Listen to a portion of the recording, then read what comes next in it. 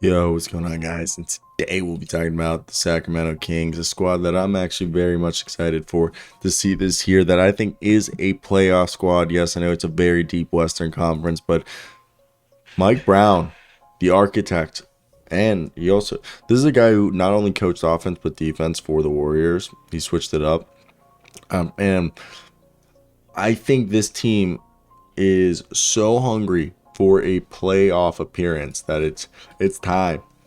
Now they have Neemias Queta and Keon Ellis on two ways. Keon Ellis from Alabama, and Queta was one of the best shot blockers in college basketball during his time at Utah State. The current roster is Harrison Barnes, Kent Bazemore, Quinn Cook, Terrence Davis, Matthew Dellavedova, De'Aaron Fox, Rashawn Holmes, Kevin Huerter, Alex Lynn, Sam Merrill, Trey Lyles, Chemsy Metu, Davion Mitchell, Chima Maneki, Malik Monk, Keegan Murray, Casey Okobala, and Domantas Sabonis and Neemias Queta. Supposedly, Sam Merrill is going to be a guy that they look like it was not look like, but a Sacramento Kings fan commented that they probably only signed him for the training camp appearance, and then they're going to put him on the G League squad, and that's due to his relationship with Queta. They both played at Utah State together. Then the other training camp invite that I don't know is going to make the team. It's hard to say. I want to hear your thoughts. Who's going to make the team? Who's not? I think Chima is going to stay from UC Davis. He played overseas for a few years. I'm interested to see. I think I don't know. I know Quinn Cook and I believe Matthew Dellavedova is also fighting for a spot, as well as Kent Bazemore. So I want to hear who you guys think who's going to get cut from this team. I'd love to hear it. I think the starting lineup should be, I think it's interesting. I think the starting lineup should be De'Aaron Fox, Kevin Huerter, Keegan Murray, Harrison Barnes, and Domantas Sabonis. And then off the bench, you would have Davion Mitchell, Malik Monk, Chemsy Metu, Rashawn Holmes, and, Terrence Davis, Trey Lyles. That's the thing with this team. Regardless of who they cut, they're like 10 deep. Okay, De'Aaron Fox, Kevin Huerter, Harrison Barnes, Chemsy Metu, Domantas Sabonis. Okay, that's 5 players already.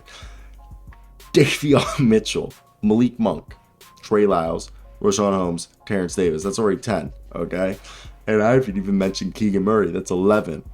11 players deep, and then you throw in either Alex Lynn or Kent Bazemore as they're actually seriously 12 guys deep, and I think it's rather impressive. I don't even know where I was. Girlfriend texted me, but yeah, when I look at the squad, I think the best squad is. I could also see some people want Malik Monk to start. I think Malik Monk's the 6th man with Davion Mitchell. I just think De'Aaron Fox, Kevin Huerter, Keegan Murray, Harrison Barnes, and Domantas Sabonis gives you the most size and perimeter defense. While I know there's some concern about Sabonis as a defender, I think he's motivated, and Mike Brown will help him succeed. Plus, they have Rashawn Holmes and Alex Lynn, who can provide, post defense when needed. Now, the question with this team is 16 years. It's been fucking 16 years since this team has made a postseason appearance. The Kings own the longest playoff-less streak in NBA history. So getting to the postseason is all what matters. If they fail to crack the top 10 in terms of seed, which means at least making the play-in, this season's considered a failure. De'Aaron Fox, Domantas Sabonis, and Harrison Barnes and company give the Kings their best chance to end this streak for the first time in years. Also, if they miss out, expect general manager Monte McNair, who's in the last year of his contract, to be probably on his way out, which some people would think is fair. Other people would be like, nah. Dude, I'm battling a cough and I'm so sorry. But yeah, when I look at this team, I get excited. I get real excited. There was a motivation behind the Tyrese Haliburton swap, and a first round pick for Kevin Huerter, and drafting Keegan Murray, and getting Mike Brown to make this team make the playoffs. And this is something that hasn't happened in a while. And first off, we need to get the offense identity. And the Brown has watched Kings film from a year ago, and the Sabonis trade completely altered the identity of the team, and 13 of those came with Fox, okay?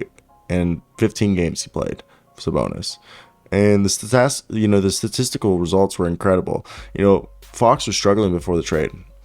He wasn't doing well with sharing the on-ball duties with Haliburton. But then next to Sabonis, he freaking played 13 games, averaging 27.8 points, 6.2 assists, making better than 50% of his shots, and getting to the line 6.2 times a game.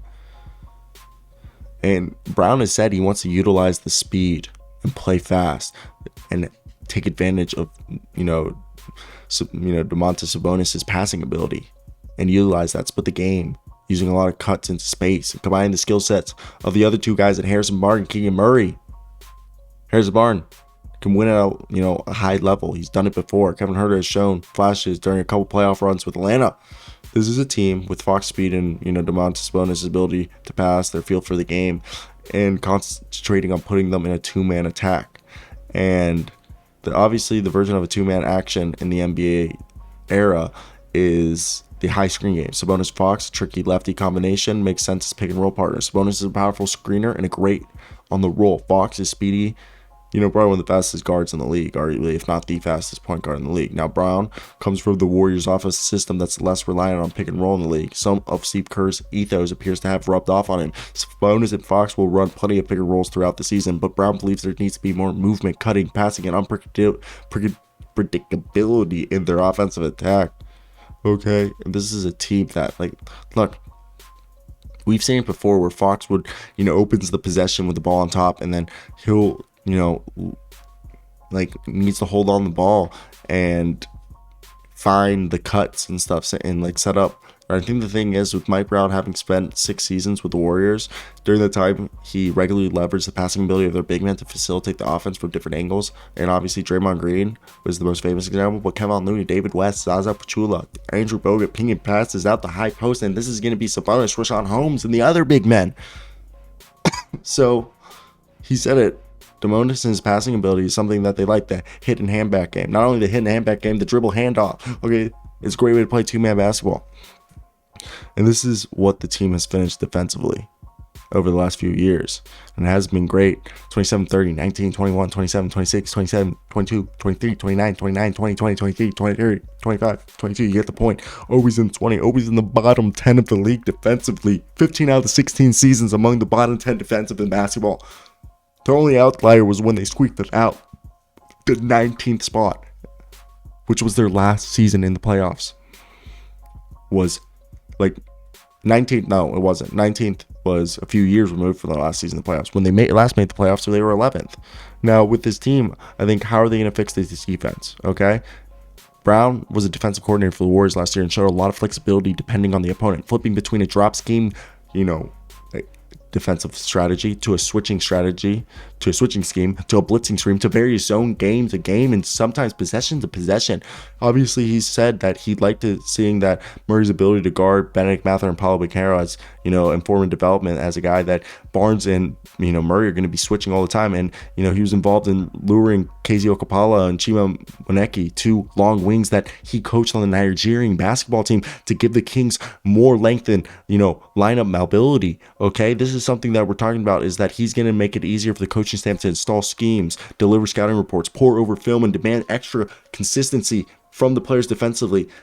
And that's going to create a workplace satisfied with defense. And personnel, though, matters. Sabonis is still one of the league's better offensive centers, but he's historically bad on defense. He's in a great rim protector. It's difficult for him to switch out the perimeter, and that's what Mike Brown's challenge is. Fox has defensive liability throughout his early career, but Brown is telling Fox and anyone who listened is that he's taking the job that he coached Fox and Adidas Nation right before he went to Kentucky. He believes he has all the tools to become a plus level guy on the ball. And then Brown, as you guys know, you got Kevin Huerter at the shooting guard spot, 6'7", legit 6'7".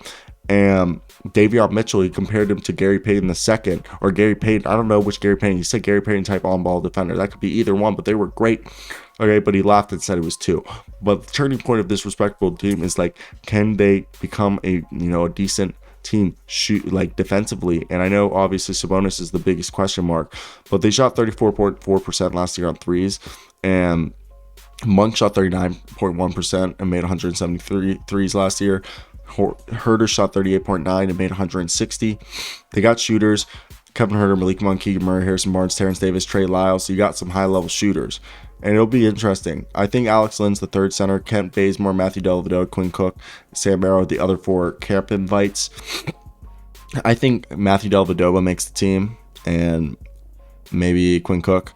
So I think it's interesting because right now Mike Brown says he's not naming a starting lineup. Fox will be the starting point guard. Sabonis the center. Barnes as the starting small forward. Herter is probably going to be the starting shooting guard. And Mitchell's the high usage starting guard off the bench.